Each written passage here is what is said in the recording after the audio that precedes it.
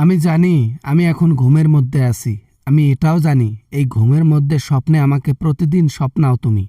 আর এই স্বপ্নের মধ্যে এসে এসে আমার সাথে ফোনে কথা বলে যাও আমার কি হওয়া উচিত কি হওয়া উচিত না।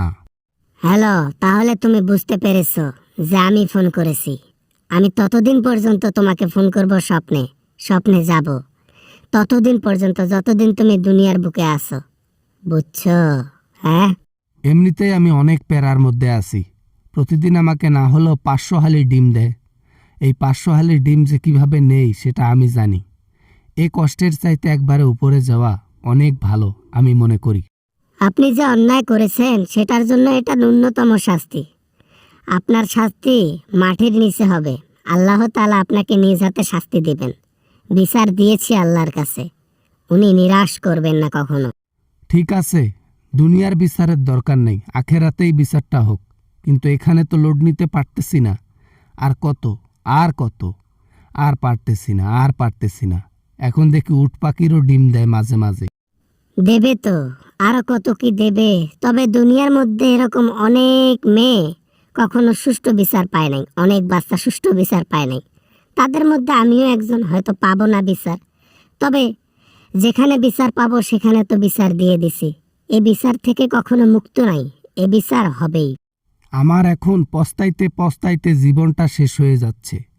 কেন আমি এইটা করতে গেলাম, কেন আমি এইটা করতে গেলাম, এই কথা মাথায় হতে হতে পাগল হয়ে যাচ্ছি। পস্তাইতে পস্তাইতে শেষ হয়ে যাচ্ছি।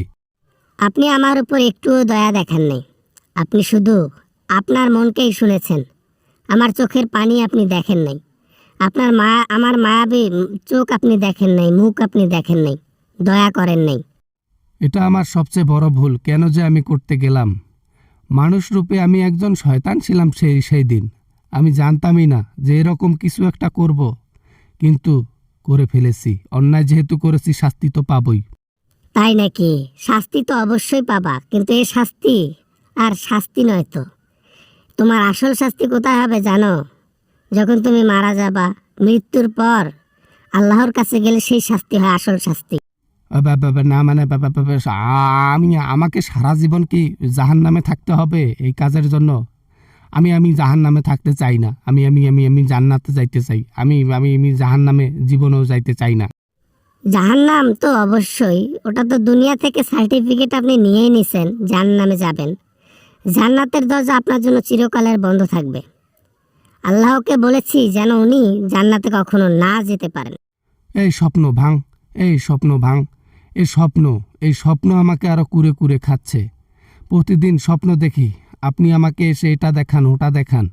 এ ভয় ও ভয়, ভয়ে আমি শেষ হয়ে যাচ্ছি। এটা তো স্বপ্ন, এই স্বপ্ন একদিন বাস্তবে রূপ নেবে। এই স্বপ্ন একদিন বাস্তবায়ন হবে।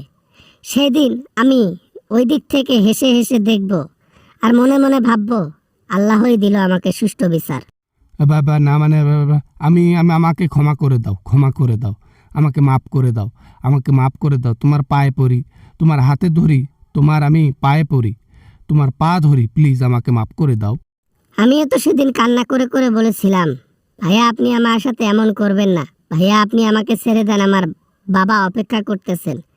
আমিও পা ধরেছিলাম, আমিও কান্না করেছিলাম, আকুতি মিনতি করেছিলাম। আপনি কি করছেন? বাবা না মানে দুনিয়াতে শুধু তামাশা দেখছে মানুষ। দুনিয়াতে কেউ সুষ্ঠু বিচার দিতে পারবে না। আদৌ হয় নাই, আজকে কিভাবে হবে?